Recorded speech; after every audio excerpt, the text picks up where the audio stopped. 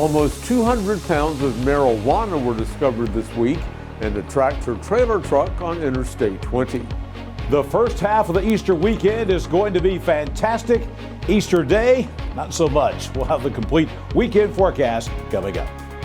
Coming up in sports, 2 new teams have been crowned the 9th annual Calhoun County Soccer Tournament champions. EAN Local News starts right now.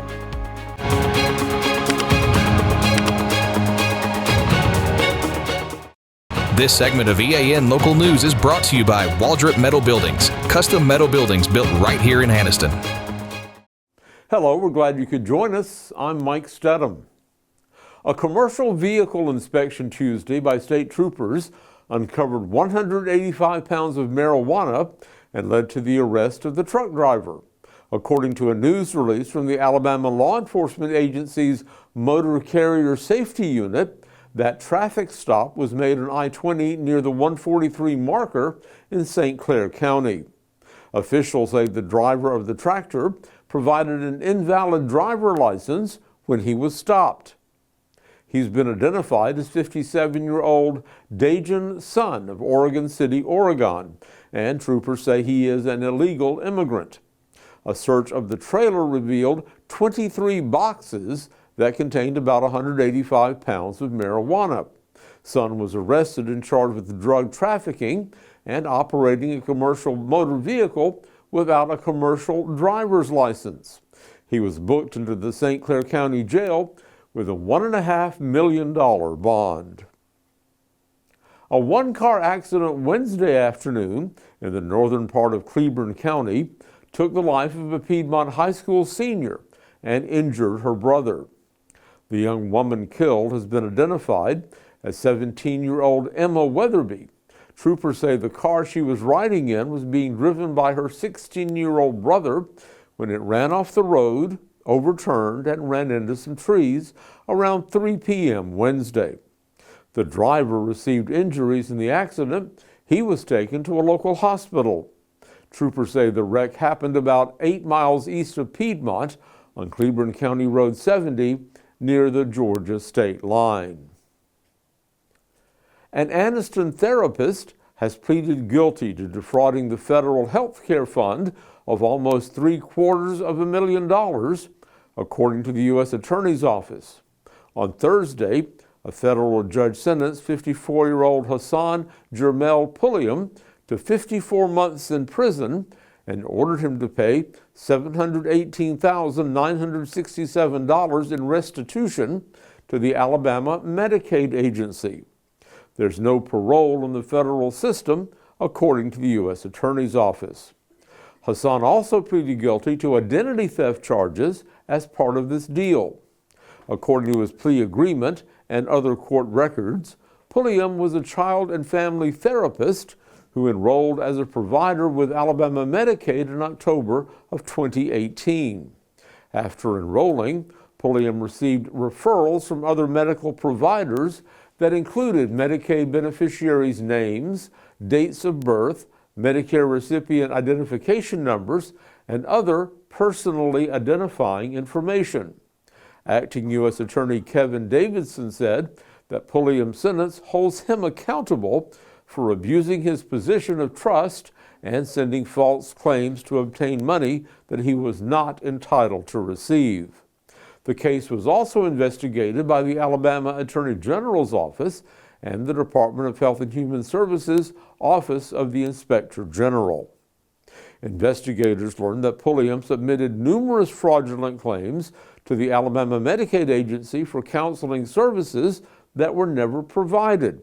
He used Medicare beneficiaries' identifying information without their consent, and in the cases involving minor beneficiaries, without the consent of their families. This fraudulent conduct continued through November of 2023. When they build it, the teams will come to East Alabama to play many different sports. That story and more when we return. For 50 years, Waldrop Metal Buildings has proudly delivered American-made metal buildings, barns, and carports across the Southeast. Now we're celebrating by giving back all year long with monthly giveaways as a thank you to our customers. Visit our Facebook page to enter and be part of the celebration. Waldrop Metal Buildings, real, American-made steel. Hi, my name is Edith Couch, and I'm a patient at Good Hydrations. Well, I've known Dr. Sneed, and I've known the people at CARES ever since I moved here from Atlanta. And so I had told him about my infusions that I got because I went all the way to Birmingham. These are friends, and they're also very caring people. They asked me questions, asked me what I wanted, told me what they had to offer, what they thought would be best for me given my health situation. And so I've been coming here ever since the first trial one that I did with them.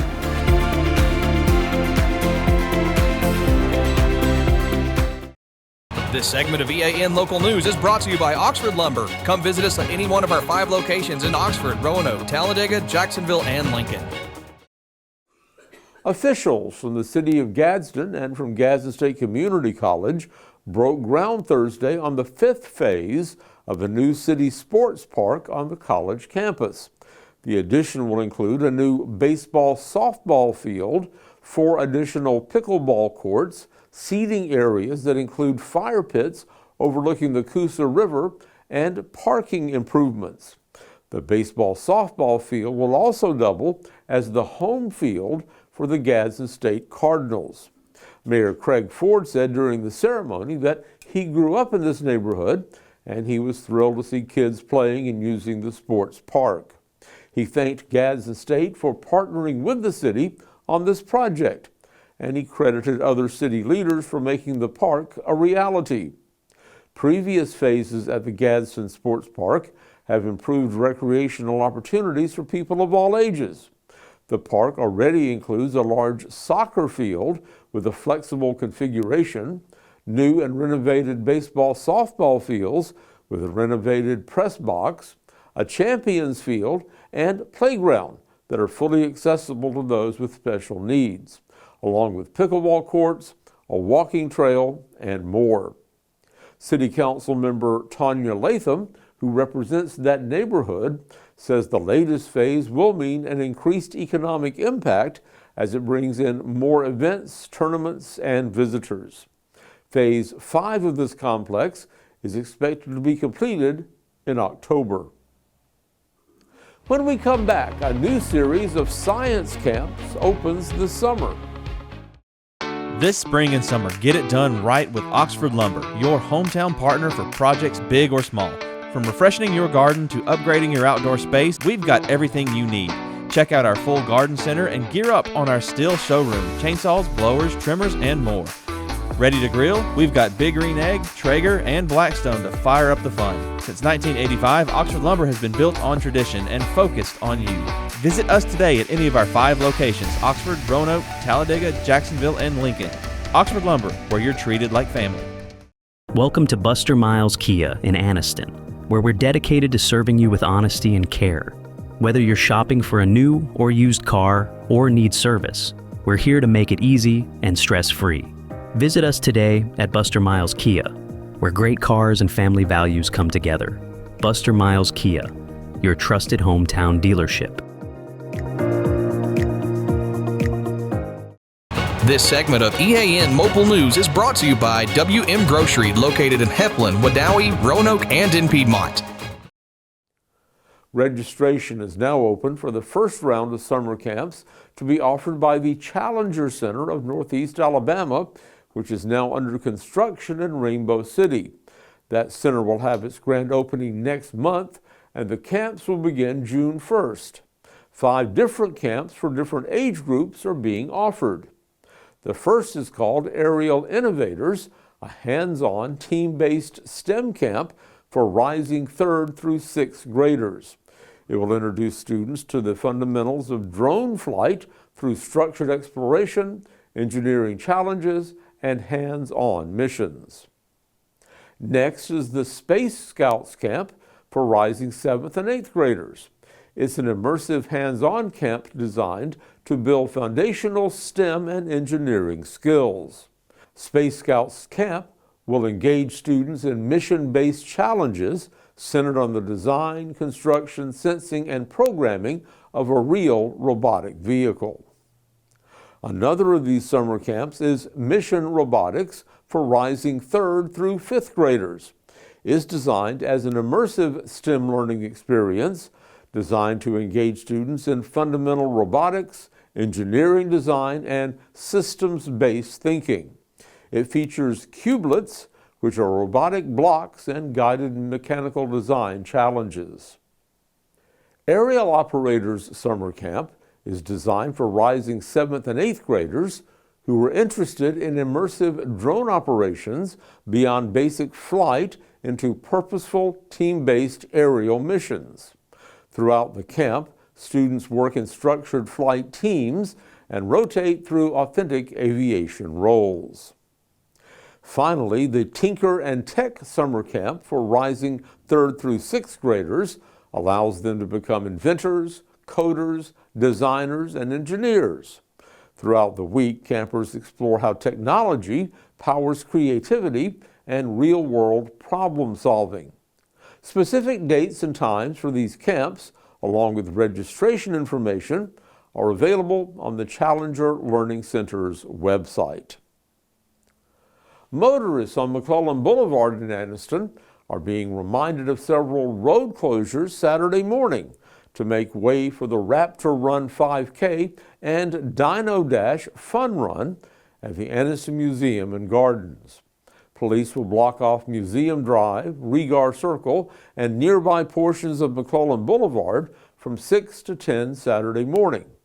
Roads will reopen at 10, just in time for the museum's Dino Day, which will begin at that time. Plan ahead, come early, and make a day of it. So will the weather have an impact on this weekend's Easter celebrations? John Holders in the EAN Weather Center with our local forecast. Mike, not only for the races, but for egg hunts, for whatever's going on your Saturday, the weather is going to be fantastic across East Alabama. We'll have the complete 7-day forecast next. Spring into freshness at WM. Celebrate the season with our bountiful selection of farm fresh produce. From juicy berries to crisp greens, taste the flavors of spring at WM. Visit us today and let the freshness bloom in every bite. EAN News would like to thank all our commercial sponsors. Go check out our sponsors' links in the description below. Look at the green grass and the blue sky. Folks, it is springtime in Alabama. Here's the EAN weather cam on Quintard Avenue in Anniston this afternoon. Just a glorious day. And with that, plenty of sunshine and blue sky as well. As we said, 84 for the high today, a dozen degrees above the average, 62 for the low this morning.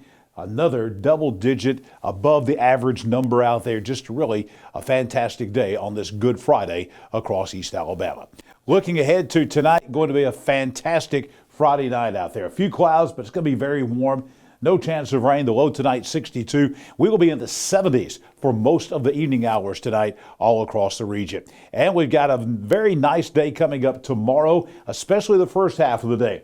9 o'clock tomorrow, how about sunshine and 71? A few clouds moving in by lunchtime. Very warm, 78 degrees.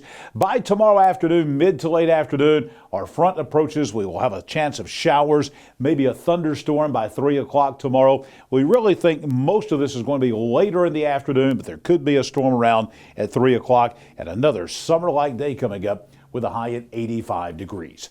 Here's the 7-day forecast for all of East Alabama.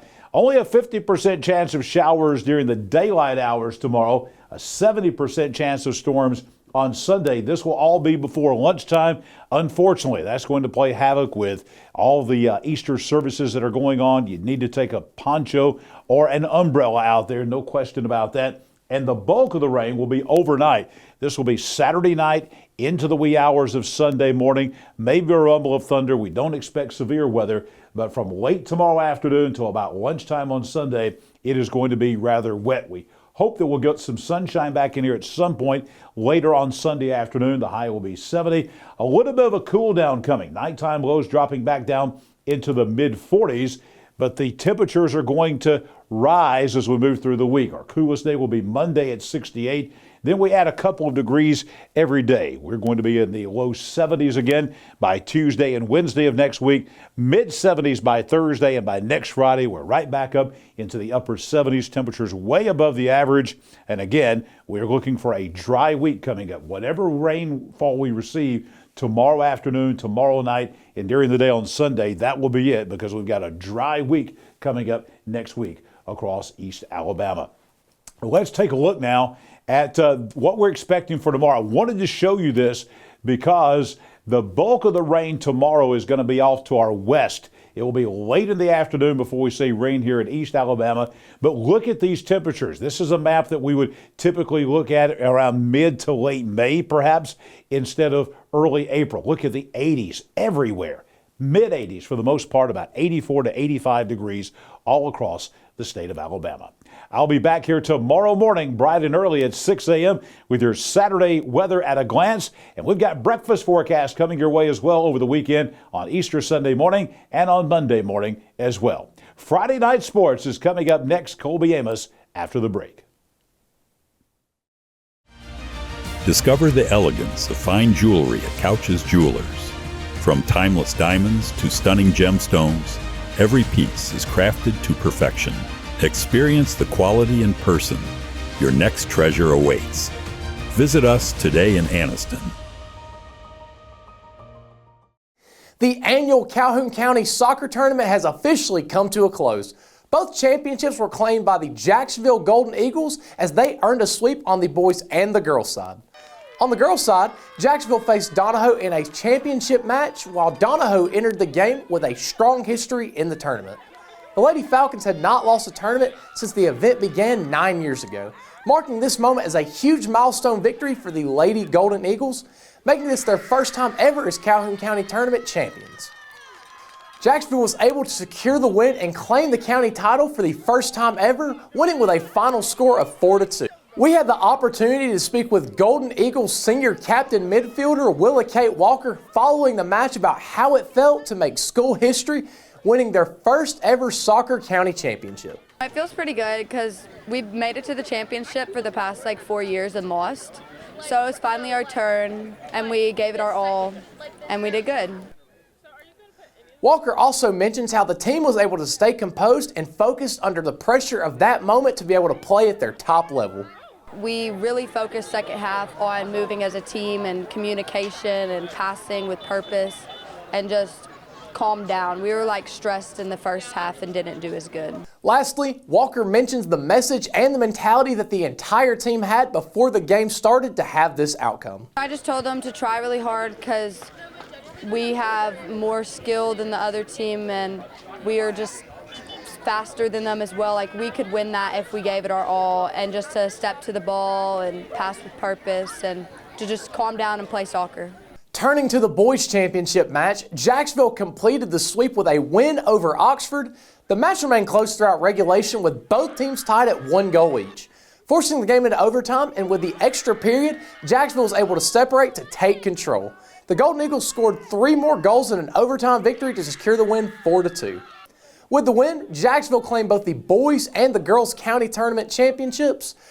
We had the opportunity to speak with head coach for the Golden Eagles, Chelsea Mize, who leads both programs and talks about how special it was to be able to coach both sides and come out as champions. This is probably the coolest thing I've been a part of in my 10 years of coaching. It's so surreal and we're just so excited. We set goals. This was our first goal and both teams achieved that tonight. I could not be more proud of them. These wins mark a significant moment for the Jacksonville soccer program. Coach Mize talks about how the team was able to stay focused and handle that pressure up on the big stage. Girls started off a little slow. We had to have a heart-to-heart, but that also happened in our last game against Oxford, and they turned it around and came out fighting.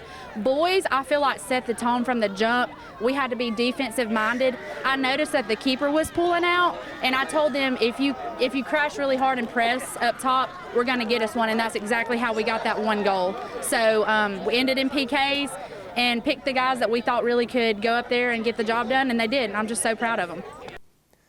Coach Mize also mentions how these championships show the work ethic and commitment that both the boys and the girls have for the Golden Eagles soccer program. I took over the programs this year, and I've been very hard on them. I'm big on discipline, consistency, playing with heart, and I feel like they are meeting my expectations, honestly exceeding them. I thought they played with class tonight, and they kept their calm and their cool, and that's very important to us. Coach Mize lastly tells us about what she'll remember the most about Thursday night's historic moment. The girls came back to win, and then after they got scored on, and I'll never forget that. Emerson Weaver played with a fever. We had injuries, and I'll just never forget like their determination to win. The boys, oh my gosh, I can't believe it went to PKs, but it did on an unfortunate foul call. And I'll just never forget Christian taking that last PK and Jack Pat saving a shot. I mean, that's incredible. And obviously I won't forget getting drenched with the cold water. Following the tournament, the all-tournament team was also announced for the boys division. Leading the way, Deion Harris of Jacksonville was named the most valuable player. The best offensive player award went to Kevin Reyes of Oxford. For defense, J.C. Hollinsworth earned the best defensive player honors. Additional selections from the across the county tournament include James Daniel of Anniston, Davis Morley, and Will Sednick of Faith Christian School.